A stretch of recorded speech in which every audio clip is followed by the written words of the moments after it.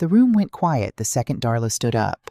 She looked right at me in front of everyone who used to call me family and told me I had no business being there anymore, that the family had moved on without me. Her voice did not even shake. Cold as the coffee nobody had touched in an hour. I wanted to ask her who in the hell she thought she was talking to. I just set my hand flat on a folder thick enough to break a man's whole legacy in half. That was the day I understood my husband had tried to warn me and ran out of time to finish. My name is Arlene Whitfield. I am 68 years old, and until a few months ago, I thought I knew exactly who my family was. I do not know where you are listening from tonight, or what led you to a story about an old woman in a boardroom in the Texas Hill Country, but I am glad you are here. If you are listening from somewhere far away, drop your city in the comments. And please stay with me until the end, because to understand how I ended up standing in that room with my hand on that folder, you have to go back almost 30 years to the summer I met my husband back when neither one of us was looking for anything at all. I was 41 years old, working as a title examiner at a small firm in Larkspur Springs, and my job most days was about as romantic as reading the phone book cover to cover. Wendell Whitfield walked into my office on a Tuesday with a survey that was off by almost 11 feet, trying to close on a piece of hill country land before the mistake caught up with him. He was 45, already building a name for himself, already used to people getting out of his way.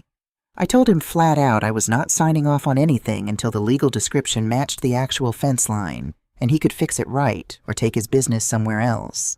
He went quiet for a second, and then he laughed a real laugh and told me nobody had said no to him in about 15 years, and he figured he was due. It took 6 weeks to fix that survey properly. By the end of it, we were having coffee every Thursday afternoon at the same diner on Main Street, and by the end of that year, the coffee had turned into something a lot more permanent. We got married 3 years later out behind his place under a live oak tree that must have been 200 years old, with about 40 people who actually mattered standing around us instead of the crowd Darla would have invited. I was 44. Wendell was 48, and I remember him telling me right before we walked out there that he had already had one wife die on him without warning, and he was not about to let the second one go through this life without knowing exactly where she stood. I believed him. For 24 years, I had no reason not to. Grant was already 20 years old when I came into the picture finishing up school over in Lubbock, so I want to be honest with you from the start. I did not raise that boy. His mother Louise passed when he was 15, a car accident on a wet stretch of highway, and by the time I met Wendell, Grant had already done all his grieving without me anywhere near him. What I gave Grant was not a childhood. It was 20-some years of just showing up. Every holiday. Every job he started and quit and started again. The year he decided real estate law was not for him after all. I was there in the second row in a blue dress Wendell picked out himself the day Grant married Darla. I never once tried to be that boy's mother, and I never called myself that to his face. I only ever tried to be someone steady, someone who was not going anywhere, and for a long time I really believed that counted for something in that family. Wendell built Whitfield Ridge Development up from one single lot he bought, with a loan his own father would not put his name on, all the way into a company with its name stamped on half the new construction between us and the county line. I kept working full-time at the title company another 11 years after the wedding, before finally cutting back to part-time, because I liked having something that belonged to me alone, and because Wendell never once asked me to hand it over. I remember him redoing an entire closing packet from scratch one night close to midnight, because one number in a title report did not match a survey by 6 inches, when 6 inches would never have mattered to another living soul in this county. That was Wendell. If you had told me back then that a man that careful with paperwork would end up dying without me knowing exactly where I stood, I would have laughed you clean out of the room. We took a trip out to Big Bend every October for 22 years straight, just the two of us, because Wendell said the quiet out there was the only thing bigger than his own ego, and he needed reminding of that every so often. He made the same joke every single year, and never once changed the trip itself. I used to think we had decades left to keep doing that. I did not know that 22nd trip would be the last one. Then, about 14 months before he passed, Wendell had a stroke in our kitchen on a Tuesday morning while I was out getting groceries.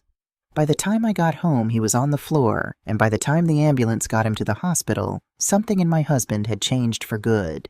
The doctors called it vascular dementia, which is just a clean clinical way of saying that the man I married started disappearing on me a little bit at a time. Some days he was sharp as he had ever been, cracking jokes, remembering the name of every subcontractor he had hired since he first started that company. Other days, he could not tell you what year it was, or he would look at me like he was trying to place my face from somewhere far off and failing. Nobody warns you how much worse the good days start to feel once you know there is a bad one coming right behind it. Darla started coming around more after that, and at first I want to be fair about this. It looked like nothing but kindness. She drove Wendell to physical therapy on the mornings I had my own doctor's appointments. She learned the names of his medications faster than I ever managed to. She even started keeping a little notebook of his good days and his bad days, which I thought at the time was about the kindest thing I had ever seen a daughter-in-law do for a man who was not even her own blood. She started sitting in on his calls with the insurance company, then his calls with the accountant, then, bless her heart, his calls with the lawyers, too. I remember thinking more than once, thank God for that girl, because Grant sure as hell was not stepping up to do any of it himself. I did not see it as anything but help. I want that on the record. That was my mistake, and I am not too proud a woman to say so. Grant, for his part, mostly just retreated from all of it. He loved his father. I never doubted that for one single day of my life, but watching Wendell forget things scared him in a way he did not have the first idea how to sit with. So he let Darla handle it. All of it. The doctor's appointments, the paperwork, and eventually one quiet meeting at a time, the business itself. I think some part of him was grateful he did not have to look his father's decline straight in the face, and some part of me understood that completely, even while another part of me was screaming that somebody in that family needed to start paying closer attention. Those last few months, Wendell had good stretches that fooled me into hoping, and bad stretches that scared me more than I ever let on to anybody, even to him. I remember one afternoon in December, about a month before he passed, when he reached across the kitchen table and squeezed my wrist clear-eyed and steady as I had seen him in a year, and told me I did not have one thing in this world to worry about, that he had already made sure of it. I did not think much of it at the time. I wish to God I had asked him right then what exactly he meant while he still had the words in him to answer me. Wendell had a second stroke on a Sunday in January and never woke back up. The funeral, and I will say this once and move on, was absolutely flawless. Darla handled every detail herself. The flowers, the printed programs, the little card with his picture on the front, and it was so polished, so perfectly timed, that it did not feel like grief at all. It felt like a board meeting somebody forgot to cancel. I stood alone in that garden afterward while everybody else drove off in their cars, and not one person, not Grant, not Darla, thought to ask if I needed a ride home. I had been married to that man 24 years. I had been the one changing his sheets at 2 a.m. during the bad stretches. And there I stood in the cold like a woman nobody in that family had bothered to write down anymore. The reading happened 4 days later in a glass conference room downtown that smelled like burnt coffee and somebody's expensive cologne. It was just me, Grant, Darla, and a young associate from the law firm who kept finding reasons not to look at me directly. Darla read through that trust like she was running a staff meeting. She told the room Wendell had named her successor trustee 5 months before he died, and that the family home had already been transferred into the trust as part of what she called simplifying the estate. When the associate finally asked, almost like an afterthought, about my share, Darla did not even lift her eyes off her folder.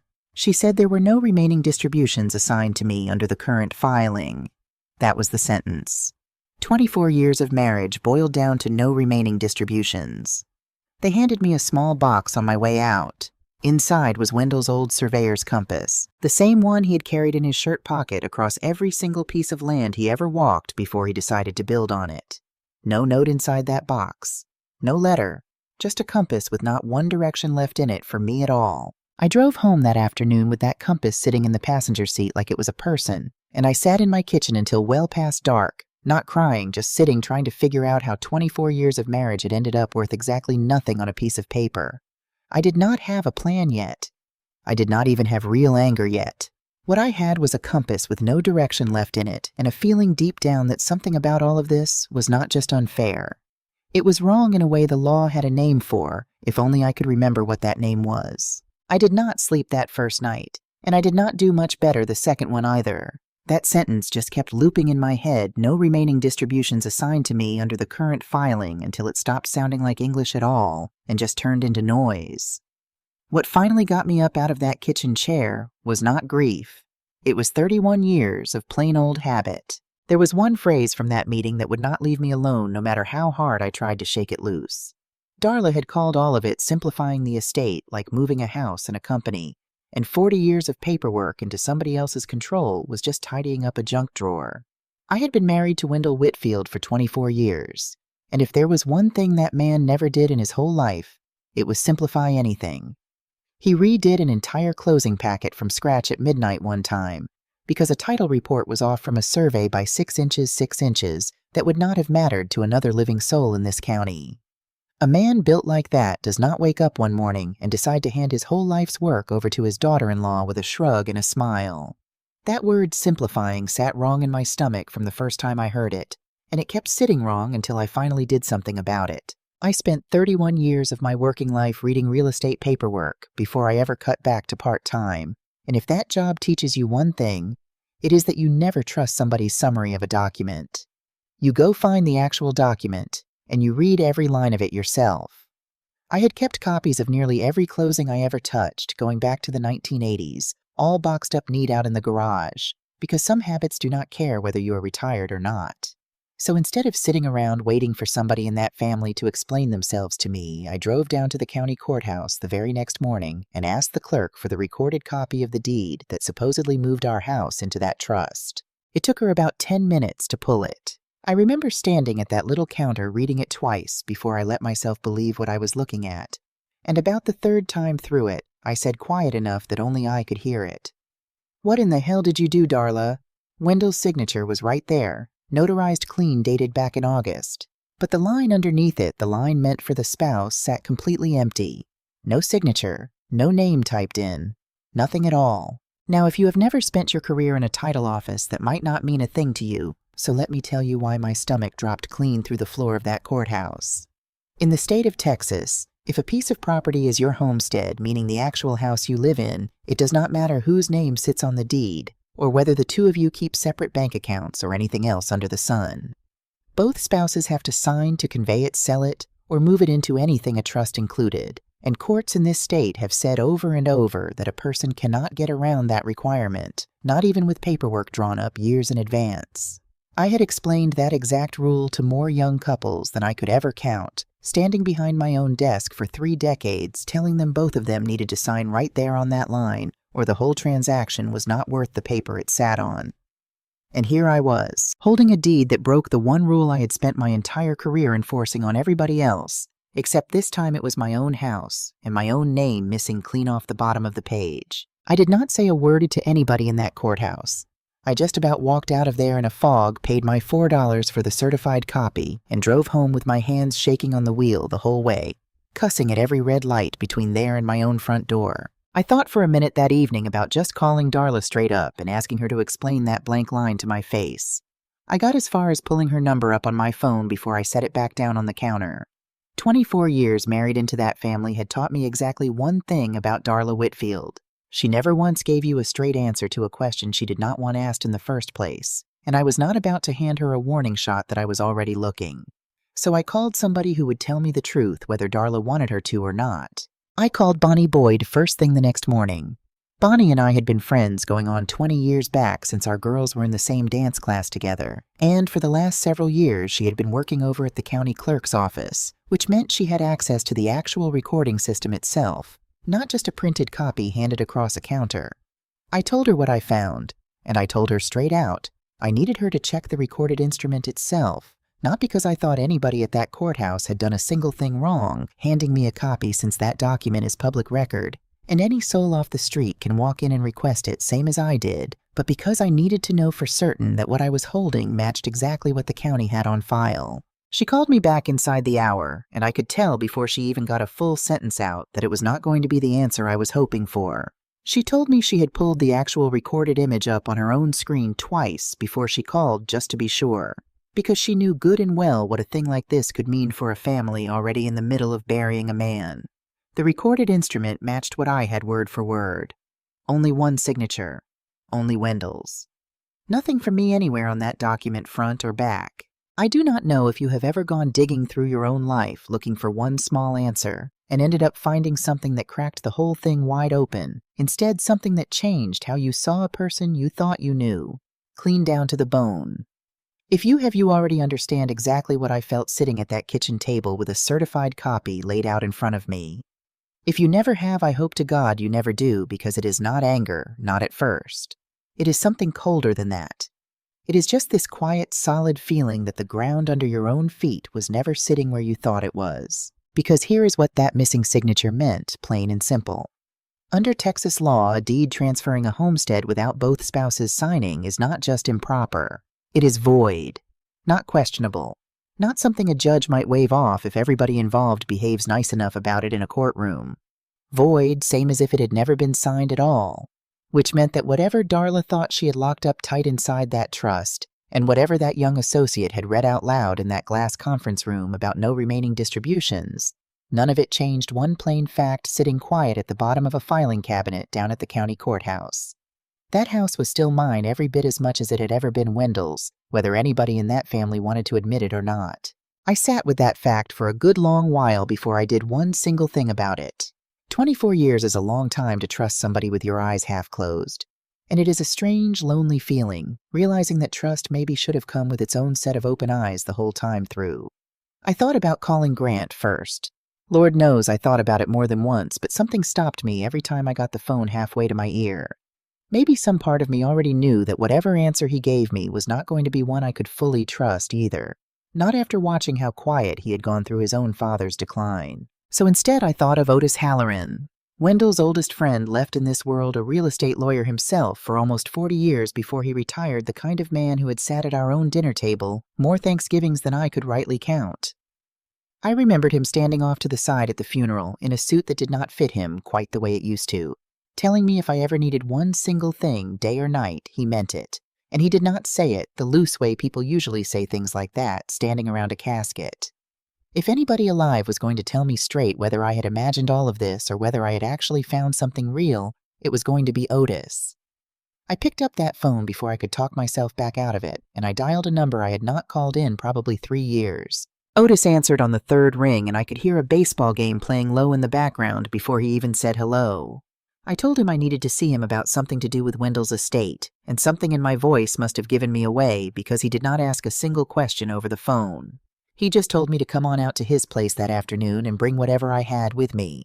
I sat in my car outside his place for a good 5 minutes before I made myself go up those porch steps, half convinced I was about to make a fool of myself in front of one of Wendell's oldest friends over a blank line on a piece of paper. But Otis and Wendell had known each other since they were boys running wild on adjoining properties, and if there was one man left alive who would tell me the truth about what I was looking at, instead of just patting my hand and telling me not to worry my head over it, it was him. Otis lived out past the edge of town on a spread he had cut down to almost nothing since his own wife passed just him and 2 dogs and a porch that faced west so he could watch the sun go down over the hills every evening of his life. He read that deed twice, same as I had, sitting in a rocking chair that had seen better decades, and when he got to the bottom of the page and saw that blank line, something in him settled into a stillness I had never once seen out of Otis Halloran in 40 years of knowing the man. He told me straight out he had not practiced real estate law in almost a decade, and even back when he had, he was never the kind of lawyer who walked into a courtroom and fought somebody. But he knew exactly who was. He picked up his own phone right there on that porch and called a woman named Vivian Donovan, told her he had a friend of Wendell Whitfield sitting on his porch holding a deed that was not worth the paper it was printed on, and asked if she had time to take a look. Then he handed the phone straight to me before I could even think of what to say. Vivian met me 2 days later in an office above the old feed store downtown, the kind of woman who looked at a stack of paperwork the way most people look at a crossword puzzle, like it was a problem built specifically for her to enjoy. She read through everything I had in about 15 minutes flat, then set it down and asked me one single question. She wanted to know exactly which week that trust amendment and the power of attorney had been signed down to the actual date if I had it. I did have it because Wendell's signature block on both documents carried the same date, the 2nd week of August, the same week he had gone into the hospital after a bad fall in our own bathroom. I remembered that week clear as anything because I had barely left his side the whole time he was admitted. Except for the one afternoon Darla told me to go on home and rest, that she would sit with him, that I looked worn clean through, and she had it handled. I thought about that afternoon 100 different ways after everything came out, turning it over and over, wondering whether Darla had planned it that precisely, or whether she had simply noticed an open door and walked straight through it the second she saw one standing wide open. Either way, it was the only afternoon in 6 days I was not sitting in that hospital room, and it turned out to be the exact afternoon that mattered most. Vivian's eyebrows went up when I told her that part. She said if Wendell was admitted that week, there would be a full medical record showing exactly what kind of day he was having, right down to what medication he was given, and what time it went into his system. And a hospital record does not care one bit what any deed claims happened on paper. She filed the request herself that same afternoon, and it took the hospital about 3 weeks to release it. 3 weeks that felt about as long as the 14 months since Wendell's first stroke. Vivian was firm about one thing through all of this, and I agreed with her completely. Nobody outside that office was to know one word of what we were finding, not yet. Not Grant, not Darla, not one single soul at that company.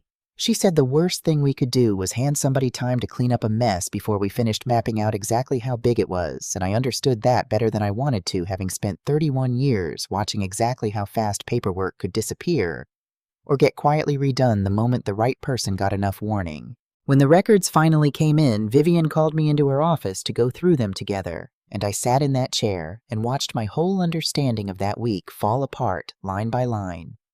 Wendell had been admitted 2 days before that deed was supposedly signed after a fall that left him with a concussion on top of everything else already going on in his head. The nursing notes from the actual day the documents were dated described him as confused and disoriented that morning, and by early afternoon, the exact hour a notary's stamp claimed he was signing away half his life's work with a clear head and a steady hand. His chart showed he had been given a dose of medication meant to help him rest, the kind that leaves most people foggy for hours afterward. I do not know how a man in that condition is supposed to understand what he is putting his name to, and I do not believe for one solid minute anybody sat him down and explained it plain either. Vivian was not satisfied with just the medical side of it. She pulled the name off that notary stamp, a woman named Paula Rourke, and requested her notary journal straight out of her office, since the law in this state requires a notary to keep her own written record of every single signing she does, separate entirely from whatever ends up typed on the document itself. Paula did not fight it one bit. When Vivian laid that journal open next to the deed, the date Paula had written down in her own hand for where she notarized that signature did not match the date printed on the deed off by 4 full days. Paula told Vivian, hands shaking a little around her own coffee cup, that Darla had called her twice that week, sounding rushed both times, saying the family needed this, handled quick because Wendell's health was declining fast and there was no time to schedule things the normal way. Paula said she had felt uneasy about it even then, driving out to a hospital room instead of her own office, but she told herself a woman helping her sick father-in-law get his affairs in order was not any of her business to question. That 4-day gap sent Bonnie back to the courthouse one more time, because if the notarization itself happened on a different day than what got typed on the final deed, she wanted to know exactly when that deed had actually been walked in and recorded with the county separate from whatever date sat printed at the top of the page. It took her a little digging, since recording logs are not always the first thing anybody thinks to check, but she found it.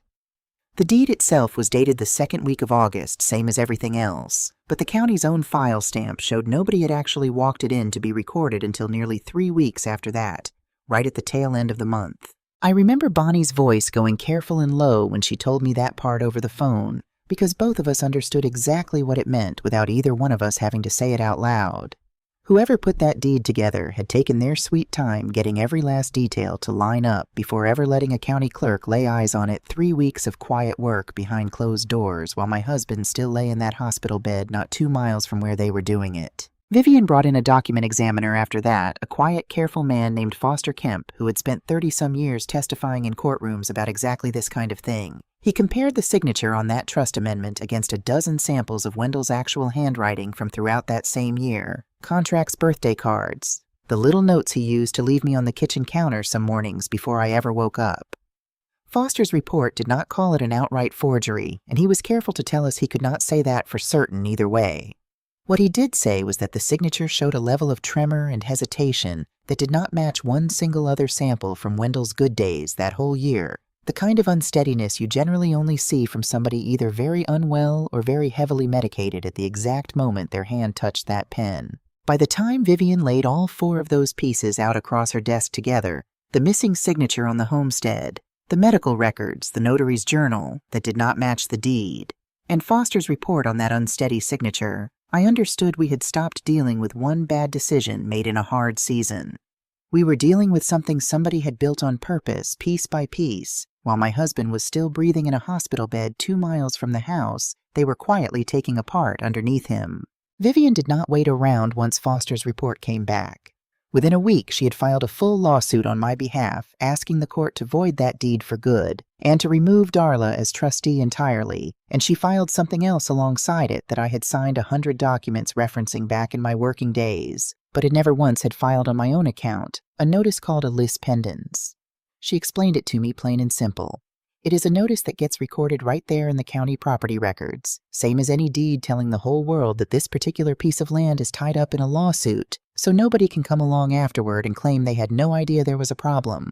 She told me it would not feel like much the day we filed it, just one more piece of paper in a stack of paper, but she called it planting a flag in the ground, and she was right about that more than either one of us understood yet. 4 days after that, lis pendens went up. My phone rang from a number I still had saved from my working years. It was Denise Cobb, a young woman I had trained myself back when she was fresh out of college and did not know a deed of trust from a hole in the ground.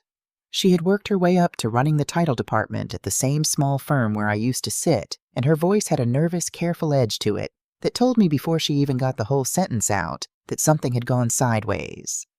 She said a search on our old family property had just come back that morning with a lis pendens attached to it right in the middle of a refinance closing she had scheduled for that Friday.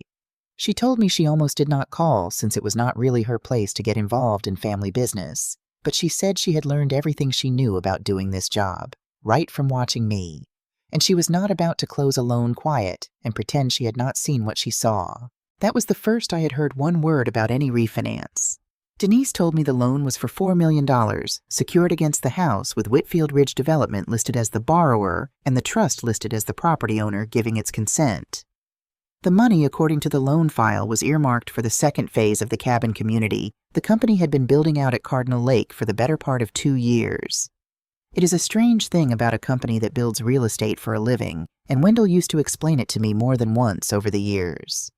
A company can look worth $60-some million on paper, every bit of it tied up in land, and half-finished construction and future sales that have not closed yet, while the actual cash sitting in any bank account belonging to that company is a whole lot thinner than the number printed on the letterhead. Darla needed real money in hand for that second phase, and she had decided the fastest way to get it was to borrow against a house she believed wrongly already belonged to her. I asked Vivian straight out why any of this mattered, since we already knew that deed was worthless the day it was signed. She sat me down and explained it in a way I have never forgotten. A void deed stays void no matter what she said, but the second an actual bank wires $4 million real dollars to close that loan, believing in good faith that everything on paper was clean, we are no longer just fighting Darla. We are fighting a bank that did nothing wrong and is not going to hand that money back without one hell of a legal fight of its own. She put it to me plain, comparing it to somebody selling a stolen car to a buyer who has no earthly idea it was ever stolen in the first place. The car still legally belongs to whoever it got taken from, but try explaining that to the poor soul who already handed over their own hard-earned cash for it, and you will understand exactly the kind of mess we were racing to avoid. Getting a court to fix a piece of paper is one thing. Getting real money back out of a bank's hands once it has already gone out the door is an entirely different and much longer war. That closing on Friday was not something we could win after the fact. It had to be stopped before it ever happened. Vivian filed an emergency motion that same afternoon asking the court for a temporary restraining order to freeze the trust and stop that closing dead in its tracks. I do not think I slept more than a couple of hours a night the 2 days that followed, and I stopped going to my Tuesday book club that same stretch too, told the other ladies I had a bug going around, which was not exactly a lie, since worry sits in your stomach about the same place a stomach bug does. I remember standing out in my own backyard well past midnight, one of those nights looking up at more stars than you can ever see from a city, and asking Wendell straight out like he could still hear me whether I had lost my mind chasing all of this. I called Otis around 10 o'clock that same night just to hear another human voice, and he did not try to talk me down or calm me off any ledge. He just told me Wendell married a woman who did not know how to leave a job half-finished, and that I ought to go on and finish this one the same way I finished everything else in my life. Thursday afternoon, with the closing set for 9 o'clock the next morning, a judge finally agreed to hear us on an emergency basis at 4 in the afternoon. I put on the same navy suit I had worn to more closings than I could count over the years, because some habits do not leave you no matter how much your life has changed underneath them. I sat in the back of that courtroom and listened to Vivian lay it all out in about 20 minutes flat. The missing signature, the medical records, the notary's mismatched journal, the deed recorded 3 weeks after a dead man could have signed anything fresh. The room smelled like every courtroom I had ever sat through for a closing gone bad over the years, old wood polish and cold air conditioning, and my hands would not stop finding each other in my lap no matter how still I tried to sit.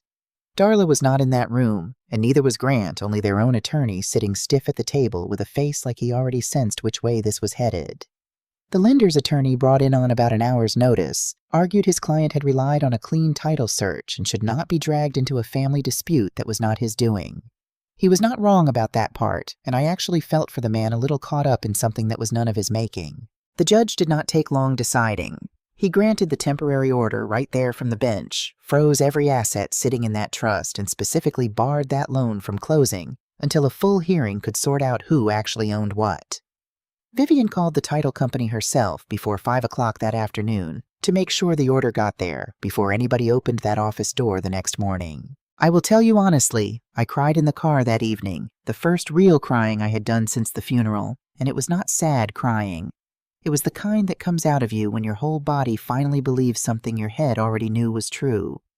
I thought about Wendell the whole drive home and about that midnight thing I had asked him out in the yard 2 nights before, and I decided sitting right there at a red light that wherever he was, he already knew the answer before I even finished asking the question. But I want to be straight with you too, because this is not a story where everything gets fixed in one afternoon. Darla was still trustee. She was still, as far as the company knew, running things day to day. We had stopped one fire from burning the house down. We had not put out the whole blaze. Grant called me twice during that stretch, and I let both calls go to voicemail. The first message he left was short, just asking if I was doing okay if I needed anything, the kind of message a person leaves when they already suspect the real answer is complicated. I did not call him back either time, not out of spite, but because I honestly did not trust my own voice yet to talk to that boy without either breaking down crying or saying something about his wife I could not take back afterward. I told myself I would call him once I had solid ground to stand on. I did not know yet how much longer that would actually take. While all of that was happening with the loan, Vivian had a second track running quiet in the background, formal discovery, which just means the legal right to demand records and answers from the other side once a lawsuit is filed properly. About 2 weeks after that hearing, Vivian called me into her office again, and this time she had a thin folder sitting square in the middle of her desk. Before I even sat down, the kind of folder that told me right away she had been sitting on whatever was inside it, deciding how best to hand it to me. An investigator working for her office had pulled an old foreclosure filing out of a county clerk's records way out in a small county in West Texas under the name Darla Pruitt, filed back in 1993. Darla would have been 12 years old that year. The filing showed her family's farmhouse and 40 acres sold out from under them at auction after her father fell behind on a note during 2 bad drought seasons in a row. Vivian's team also turned up an email Darla had sent her own sister 2 years back, around the same time Wendell's health first started sliding, that never should have shown up on a company server, but did anyway. In it, Darla wrote plain and simple that she was not going to sit back and watch this family lose everything, the way her own parents lost that farm, and that she would do whatever it took to make sure her own children never grew up the way she had, watching strangers carry their furniture out to a truck in front of the whole county to see. I sat with that email a long while before I said one word about it to anybody, and I will admit I thought some about my own childhood too, sitting in that office. My own family never had much money to speak of, but we never once lost the roof over our heads. And I think until that afternoon, I had never fully understood what a difference that one fact can make in how a person decides to move through the rest of her life. It does something strange to you, reading the real fear underneath a person's worst behavior, especially when that fear turns out to be honest. I am not going to sit here and tell you it made what she did to Wendell or to me right in any way. It did not. A scared 12-year-old watching her whole world get carried off in a truck does not give a grown woman the right to manipulate a sick man's hand across a piece of paper 30-some years later.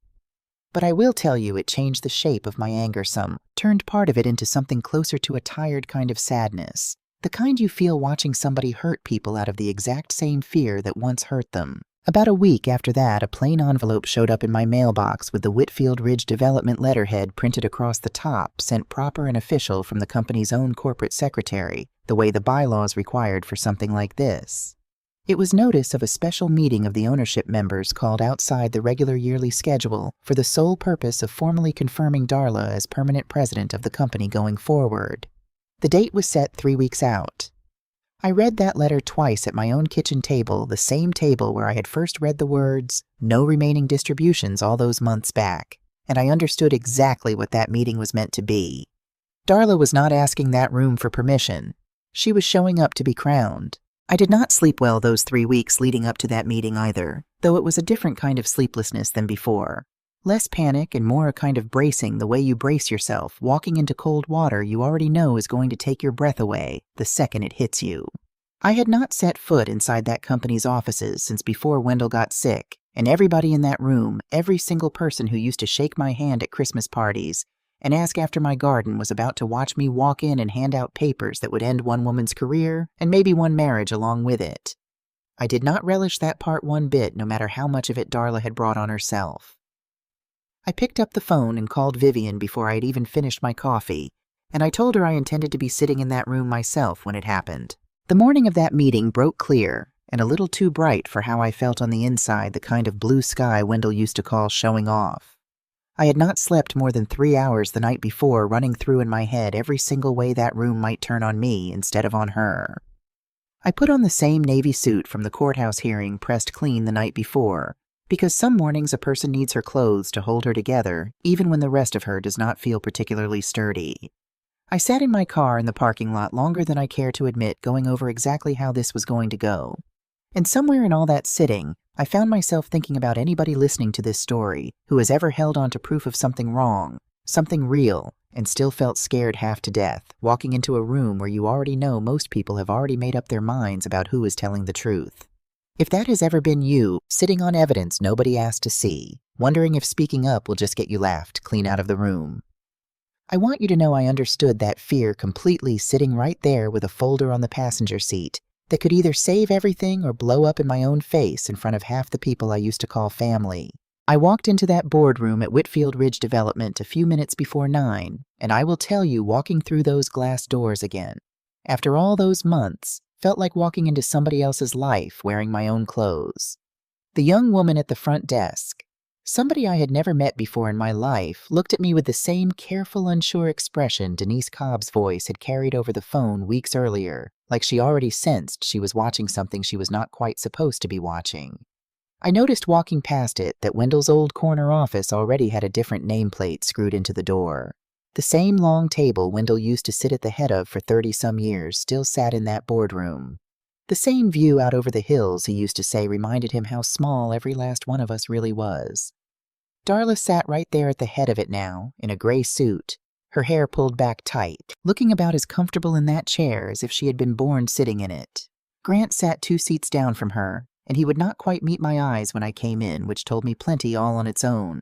Darla spent the first 10 minutes or so laying out her plans for expanding Cardinal Lake into a second location further north, talking about growth projections and legacy, and honoring Wendell's vision for the company using his name, so smooth and easy it almost did not sound wrong coming out of her mouth. She had notes prepared. She had a whole slide of numbers up on a screen behind her. Watching her stand there running that meeting like she had been born into that chair, I understood for the first time just how far along she had already gotten in her own head, treating this whole thing as a formality rather than a decision anybody else in that room still had a say in. Then one of the older board members, a heavyset man named Walter Higgins, who had done business with Wendell going back almost 30 years, cleared his throat and asked plain as anything whether Arlene Whitfield had been consulted at all on the leadership transition being voted on today. It was an honest enough question. I do not think Walter meant one thing by it besides simple manners. Darla's whole face changed the second those words left his mouth. She set her pen down slow and deliberate, the way a person does when they want everybody watching to understand they are choosing their next words carefully. The room went quiet the second Darla stood up. She looked right at me in front of everyone who used to call me family and told me I had no business being there anymore, that the family had moved on without me. Her voice did not even shake, cold as the coffee nobody had touched in an hour. I wanted to ask her who in the hell she thought she was talking to. Instead, I just set my hand flat on a folder thick enough to break a man's whole legacy in half. I did not raise my voice. I did not need to.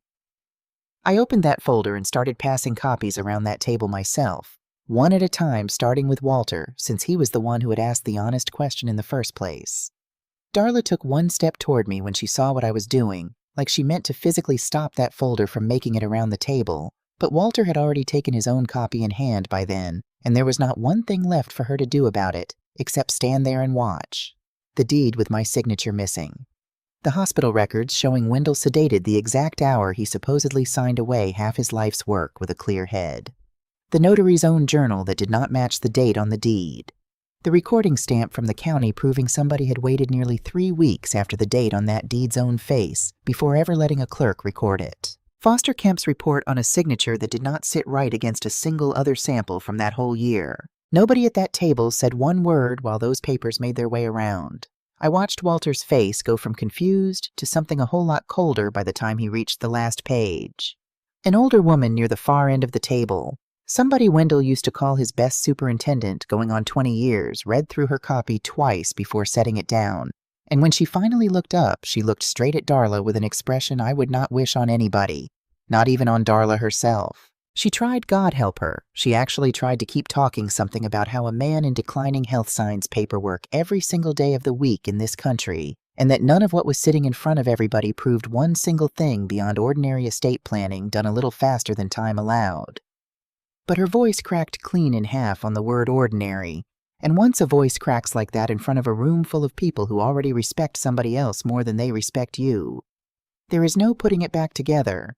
Not that morning, not in front of that particular crowd.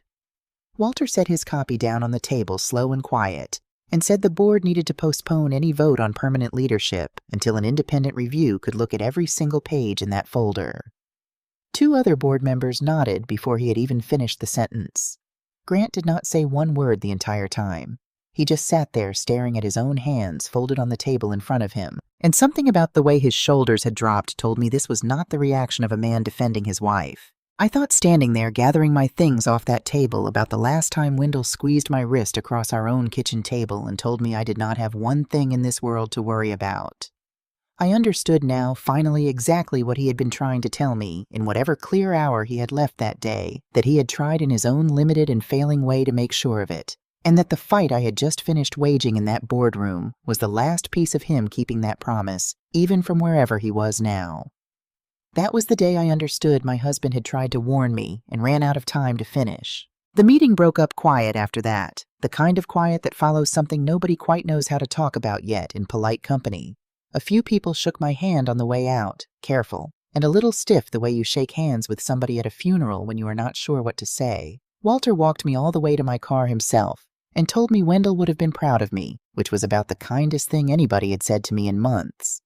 He told me before he closed my car door that he had known Wendell going on 30 years and never once seen him make a decision he had not thought all the way through, and that whatever had happened in that hospital room, it was not Wendell's decision at all. I sat behind that wheel a good while before I trusted myself to drive home. Grant showed up at my door that same evening, still in the same suit he had worn to that meeting that morning, looking like a man who had aged 5 years since breakfast. He stood on that porch, turning his truck keys over and over in one hand, not saying anything at first, just standing there like a boy waiting to be invited somewhere. He was not sure he still belonged. I almost did not let him in. I stood there in that doorway a good long moment, deciding, and in the end I stepped aside, mostly because Wendell would have wanted me to hear whatever that boy had come to say.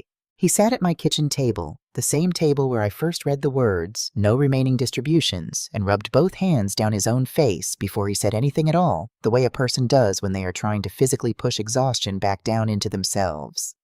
Then he told me he had suspected something was wrong for months, maybe longer than he wanted to admit, even to himself.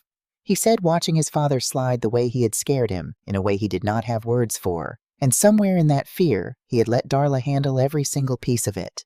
The doctors, the paperwork eventually, the whole company, because it was easier to look away than to look straight at what was happening to his own father.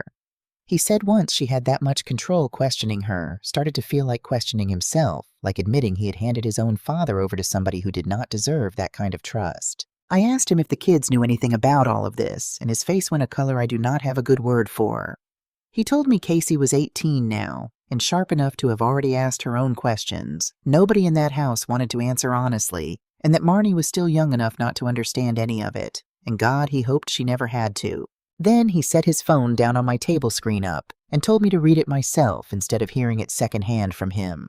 There were messages going back to that same week in August, Darla texting Paula Rourke directly telling her the family needed this handled today, not next week, that Wendell's health would not wait on anybody's schedule. There were messages to the company's own legal assistant, too, telling her flat out to finalize that trust language exactly the way Darla wanted it worded, and to keep the whole thing quiet from me until it was already signed and done. Grant told me he had found all of it weeks earlier on a shared family phone plan account sitting on it, telling himself he needed more time to be sure before he did anything with what he already knew in his gut. Watching that boardroom that morning, watching his wife's voice crack in front of people who had known his father his whole life, was the thing that finally moved him from sitting on it to handing it over. I did not thank him, not that night. I was not ready yet for anything close to gratitude toward a man who had known enough to say something for weeks and chose silence instead.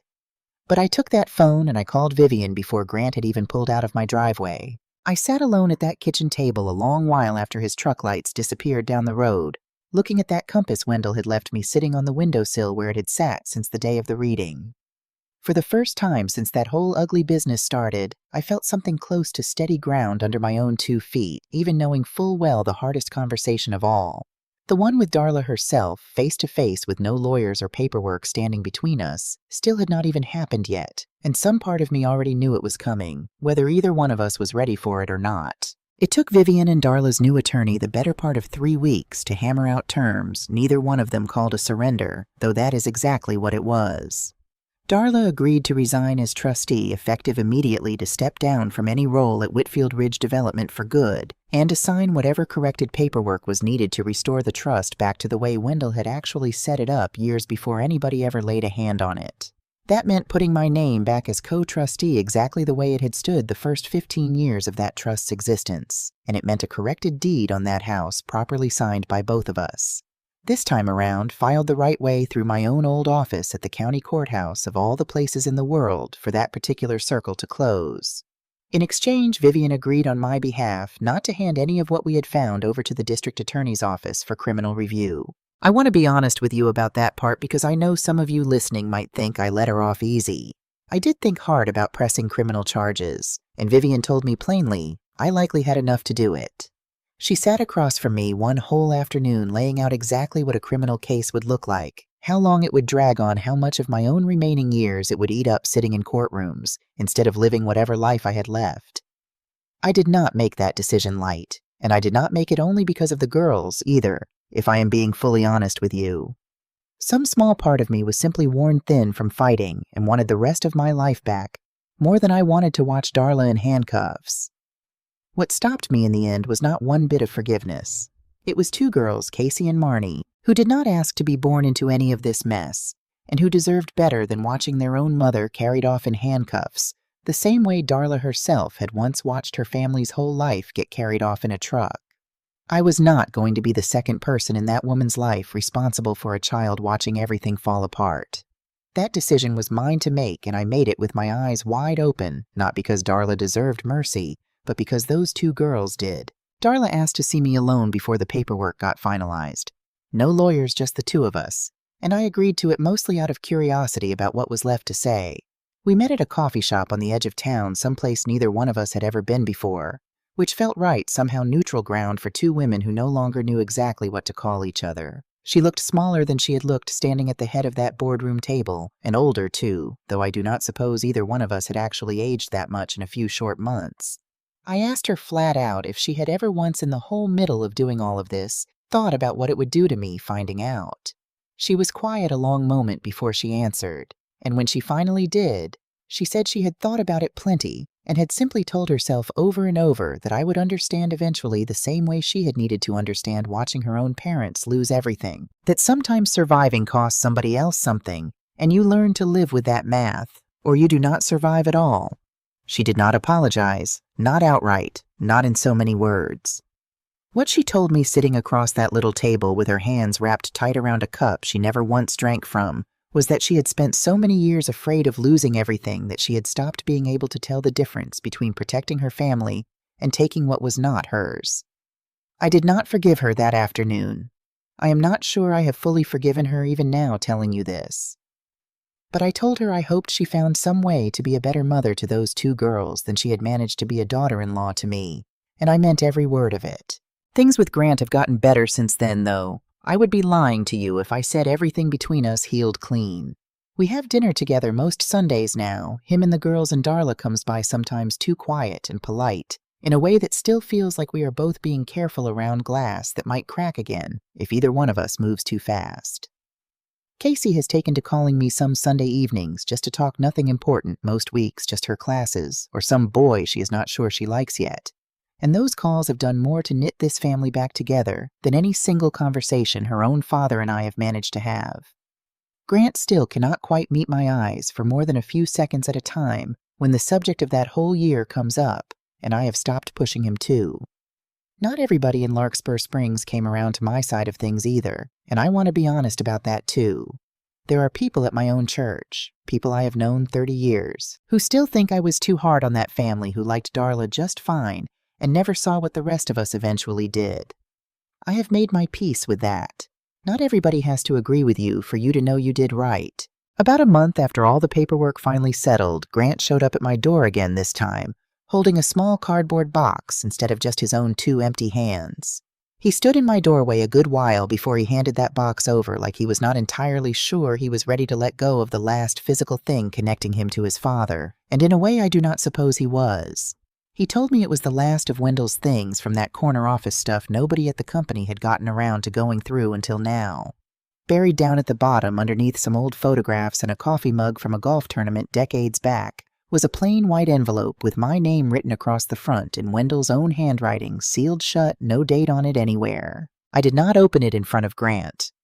I waited until he left, sat down at my kitchen table one more time and read it alone the way I figured Wendell would have wanted.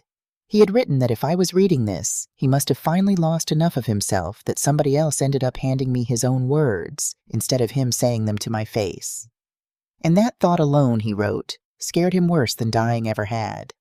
He said watching his own mind slip some days and come back clear on others was like standing in a house during a storm, never knowing which walls were still going to be standing by morning. He wrote that years ago, back when his head was still fully his own, he had set that trust up exactly the way it needed to be, with my name written into every part of it that mattered, and that whatever had happened since then to change that it was never not for one single day what he actually wanted. He closed it, saying I had spent 24 years being the one steady wall in his whole life, and that if his mind ever fully left him before his heart did, he needed me to know the heart never once wavered, not toward me, not for one single day of that marriage. I sat with that letter a long while longer than I sat with any court filing or any folder full of evidence the whole year through. It did not undo one single thing that happened. It did not make Darla's fear excusable, or Grant's silence forgivable, or any of those months of hospitals and lawyers and cold conference rooms hurt any less looking back on them now. But it told me the one thing I had needed to hear since the day that lawyer first read out loud that I had no remaining distributions coming to me at all. Wendell had never once stopped seeing me. He had just run out of time to make sure everybody else did too. These days I still live in that same house, the one with my name properly back on the deed right where it always should have been.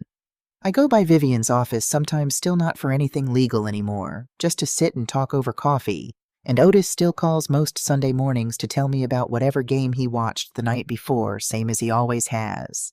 I still keep that compass sitting on the windowsill, and some mornings I still reach for the phone to call Wendell before I remember all over again that I cannot.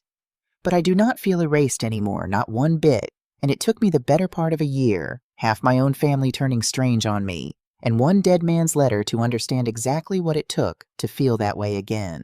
I used to think being erased meant disappearing quiet. I know better now. Getting erased is loud. It has boardrooms and lawyers and a woman in a gray suit telling you in front of people who once called you family that you have no business.